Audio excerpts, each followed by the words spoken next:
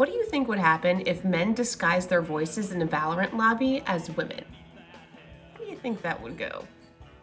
Yeah, not so good, right?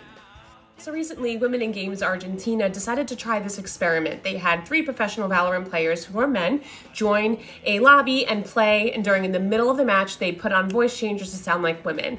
And this experiment went exactly as you would think it would go. If you don't know anything about Women in Games Argentina, they are an organization that is dedicated to creating more inclusive spaces for women in gaming. So back to the experiment, as these guys turn down their voice changers, any semblance of cooperation, seriously, out the window. Gone by nice to see ya.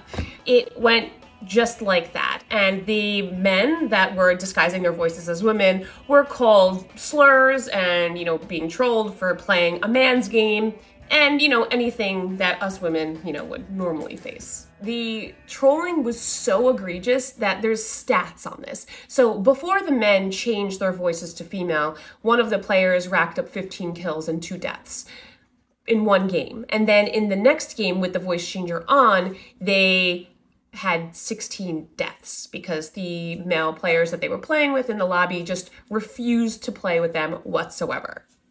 Here's a small clip from the video, but trigger warning, it is kind of nasty. 1, 2, 3, probando. 1, 2, 3, probando. Qué paja, una mina. ¿Alguien me está escuchando? Entro. Tómatela, flaca.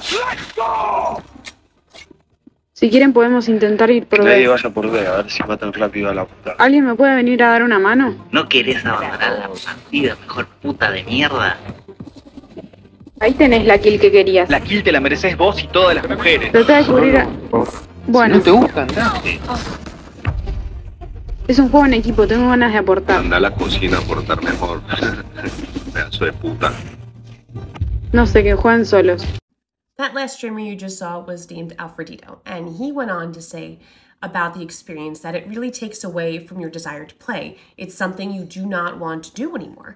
I don't want to imagine having to live an experience like this on a daily basis. And unfortunately, that's the reality for most women who do try to start any sort of career or, even just a hobby playing an esports game. Experiences that these gamers have in this simulation or this experiment are all very similar. Lucius, the next streamer that goes on, after his experience, he says, honestly, you feel indignation, frustration. It's just very sad, really. This is exactly why women don't feel like they can pursue any sort of career in gaming or esports, because they are treated like this. The video ends with a quote saying, "The greatest difficulty of this game is not the gameplay." It's not the gameplay. We know that it's not the gameplay, it's the culture. And more experiments like this and bringing to light all of the difficulties that women face is really a great step and hopefully will bring about change.